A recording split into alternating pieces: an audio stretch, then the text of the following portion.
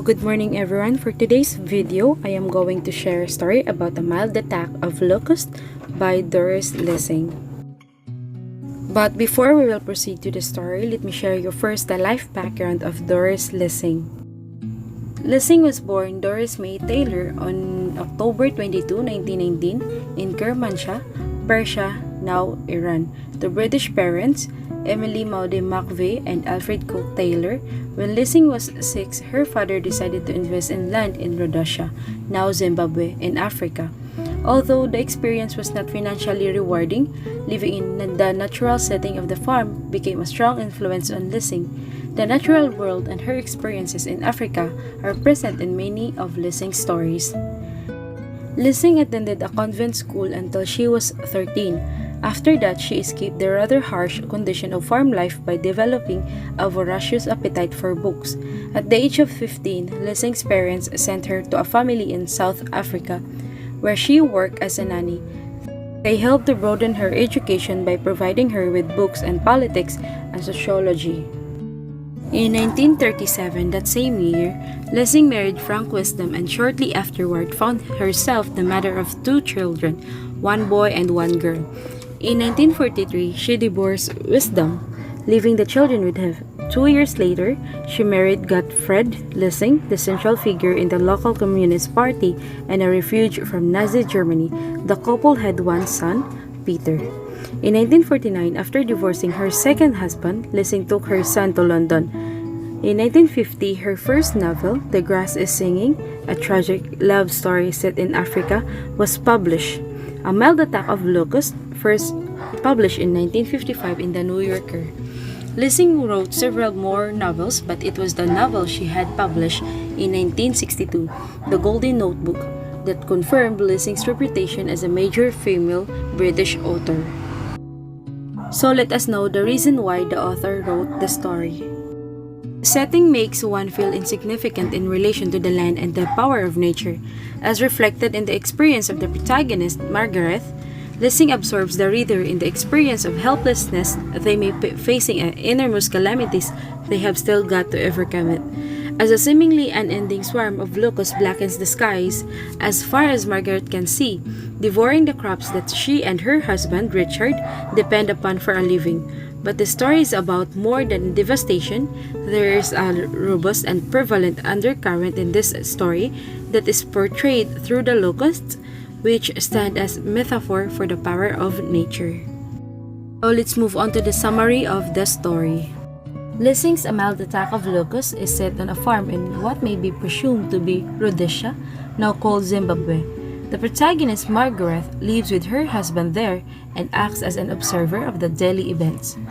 One of the narrator's first comments about Margaret is that she never had an opinion of her own matters like the weather, because even to know about what seems a simple thing like the weather needs experience, especially when it came to farming.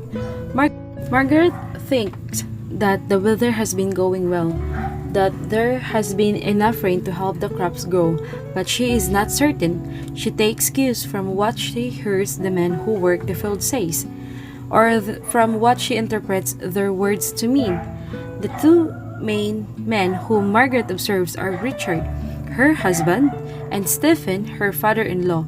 The narrator explains that the reason Margaret is not sure of her interpretations of whether the weather has been good or bad is that Richard and Stephen often argue for hours about whether the rains they have had are good for the crops or if the amount of precipitation has been so heavy the crops might die.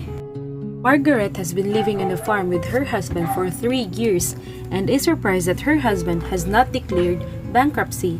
Again, she makes these observations based on what she hears her husband and his father discuss. The 2 men are always complaining about the weather, or the soil, or various government policies that affect them.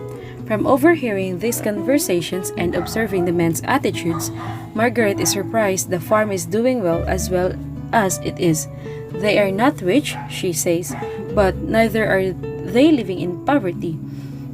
They live a comfortable life, raising maize on their 3,000 acres. One night, Margaret hears the 2 men discussing a government warning about swarms of locusts that may be coming from the north. Margaret imagines insects all around her and the thought that makes her shudder. The men talk about the locusts in a more practical manner. They are aware that locusts live in a cycle, appearing once every 7 years. It has been 7 years since locusts have swarmed, so they expect that their maize crops will be devastated should the locusts come their way.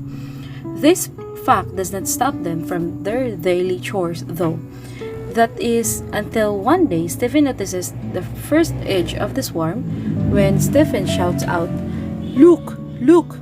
There they are!" Everyone who is inside rounds out. The locusts arrive from the direction of the mountains. The farm lies on a high rise of land, which the narrator refers to as the Zambezi Escarpment, a ridge of land along the Zambezi River that marks the border of the northwestern section of the country. The farm, the narrator relates, is often a dry, dusty piece of land, except in the rainy season. The rain changes the landscape, which becomes green and lush in a wet season. In the distance, the narrator states there are mountains. The sky is such a bright blue that it often hurts Margaret's eyes. She is not used to looking at the sky so much, as she comes from the city, where watching nature was not as important as it is when one lives on a farm and depends on the weather. At this first sighting, everyone begins running around to collect whatever they can find to ward off the locusts. They bring tin cans and other odd bits of metal to bang on. Stephen and Richard yell out orders and tell everyone to hurry. They build fires and throw wet leaves upon them to create more smoke. Neighbors telephone warning to one another. The ones farthest away tell stories of having their crops completely destroyed. Margaret is the one who answers the phone, but otherwise she stands and watches all the action. The swarms of locusts are so thick, the sky blackens with the masses like thick smoke. Margaret has no idea what she is supposed to do. Meanwhile, Stephen shows up back at the house and tells Margaret that the locusts will eat away everything they have planted. He also explains that this is just the first edge of the swarm. More are coming. He has retained a little bit of hope. However, if they can fight off the locusts with smoke and noise until the sun sets, the insects might settle for the night somewhere else. As Margaret makes tea for the workers, she hears the locust dropping in the metal roof. She also hears in the distance the banging sounds that the workers are making as they beat against the metal cans they have collected. The locusts, the narrator relates, fall from the skies like hail. Margaret experiences a sudden urge to be some of help. She clenches for her teeth and runs out in the swarming insect storm. What the men could do, she could, but it is not of no use. The locusts knock into her and catch on her clothing with their hook legs. She tries to brush them off, then runs back into the house. She stares out of the window. The trees are coated with locusts. The ground is seething massed, as if the dirt were moving. The sky grows darker still as a bulk of the swarm falls upon them. They lay upon the branches of the trees in such enormous numbers that the branches first lean to the ground and then snap with the weight of them. Margaret's father-in-law returns, covered in locusts. He attempts to rid himself of them before he steps into the house. Again, he tells Margaret that the crops are lost, but Margaret can still hear the banging, still see the smoke. She asks Stephen why the men don't quit if there is nothing to save. Stephen tells her they do this so the main part of the swarm does not settle. The female locusts are heavy with eggs. The farmer do not want the females to lay those eggs in their fields. Immature locusts, called hoppers, will then emerge and continue to damage future crops. Stephen predicts that there are still more swarms on the way, and with the problem of the females laying millions of eggs, the farm could be devastated for 2 or 3 years. He insists that they are ruined. Margaret sits down to think about all these details. She feels helpless, but if the farm is truly ruined, then they would all have to work back to the city. Then she looks over at her father-in-law. He has been farming for 40 years. He has gone bankrupt twice before, but he is still farming. She cannot imagine the old man living in the city, making a living as a clerk in some office building. Then she watches Stephen as he pulls out a locust that had managed to find its way into his pockets. He talks to the locust, complimenting it on its strength, then gently takes it outside and lets it go. Margaret is stunned by the irony. Stephen, for the past 3 hours, has been doing his best to round up the locusts and throw them into the fires. Why did he let this one go? Stephen's action makes Margaret feel good, as if maybe there is some hope. Maybe Stephen, as he has done in the past, is exaggerating their losses. But Margaret's good mood does not last long. Soon, as she continues to stare at this unending swarm, forever coming toward them, she begins to cry. She again feels hopeless. There were so many things in that environment that could mean their doom. If was not locusts, it was something else. Worms, droughts, fires. When she looks outside, she imagines that the masses of locusts might get so thick and heavy that they will soon make the roof collapse or burst through the doors. She feels like she is about to drown. Then she notices that she can see patches of blue in the sky. The swarm is thinning out, the sun is setting, and in the distance, she makes out the figures of men coming toward the house. As they draw nearer, she sees that all the men's bodies are crawling with locusts.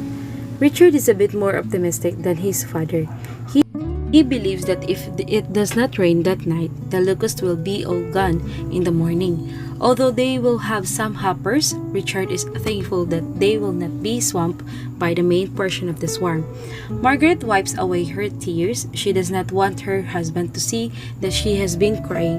Then she listens to the men talk over their dinner. She learns that all the maize has been destroyed. They must plant a whole new crop. Then the men discuss the government plan of eliminating the hoppers. They must dig trenches around their crops and fill the trenches with poison. As Margaret listens, she realizes that the men's conversation sounds as if they are planning a war. In the morning, Margaret wakes and goes to a window. She is amazed by the sight. The locusts are all whirling their wings as they sit on the ground and cling to the trees. Their wings are a golden brown and shine in the early light of the rising sun. There was a shimmer of red, thin, cold light everywhere. Although the land has been devastated, Margaret finds beauty in it still. Not everyone, she realizes, has seen such a sight. Suddenly, the locusts all began to alight from the trees and ground and take the skies once again. After the swarm flies away, all that is left behind is a brown landscape. There is no green in sight. As the workers sweep up the wounded and dead locusts left behind, Stephen comments on how once, after his crops were ruined and he had nothing to eat, he lived off of sun-dried locusts. They keep him alive. Margaret does not want to think about this. When the men go back to the fields, Margaret wonders what it will be like to have to live under the threat of locusts for the next 3 years. Then she has a new sensation. She feels like a survivor of a war. The men come home to dinner. Their final comment is, "It could be much worse." So let us know the characters of the story. For our first character, we have Margaret, the protagonist of this story, which contains only the 3 main characters. She is married to Richard prior to her life as a farmer's wife. Margaret lived in a named city. She reflects that she went through many transitions in order to become a proper farm wife. She was impractical at first, wearing pretty clothes rather than clothing appropriate for her work. In the course of her life on the farm, though, Margaret has discovered many things about nature. She now reads the skies for sign of changing weather. Margaret feels too inexperienced to offer any of her personal observations. This character, we have Richard, Margaret's husband. He is the least present character in the story. Most of the story takes place while Richard is out in the field. However, Richard provides a positive element of this story as he tempers his father's more pessimistic attitude. Lastly, we have Stephen, the protagonist father-in-law of Margaret, and it is with Stephen that Margaret converses the most. A man who is good when it comes to farming. It is ironic, however, that Stephen also provides some of the more tender emotional moments in this story, as he shares his love of the land despite the calamities that plague the African environment. So let's move on to the setting of the story. The first setting, we have farm. It is where Margaret has been living on the farm with her husband for 3 years. The farm lies on a high rise of land, which the narrator refers to as the Zambezi Escarpment, a ridge of land along the Zambezi River that marks the border of the northwestern section of the country. The farm, the narrator relates, is often dry, peace, dusty of land, except in the rainy season. This setting was being damaged the most and suffered a lot and lost crops because of the attack of Locust. Next, we have mountain. The locusts arrive from the direction of the mountains. The mountains serve as a sign, or they can saw if the locusts are coming, which they can prevent it in advance. Lastly, we have the house. As Margaret makes tea for the workers, she hears the locust dropping on the metal roof. She also hears in the distance the banging sounds that the workers are making as they beat against the metal cans they have collected. The house serves the farmer as their shelter if they feel tired and hungry, and they can rest if the locusts are gone. House is where Margaret stay because she have nothing to do but to prepare only food, because if she went out, the locusts went to her skirt. Next, let's move on to the themes of the story.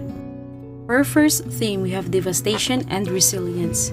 The theme of devastation in Lissing's A Mild Attack of Locusts dominate this story.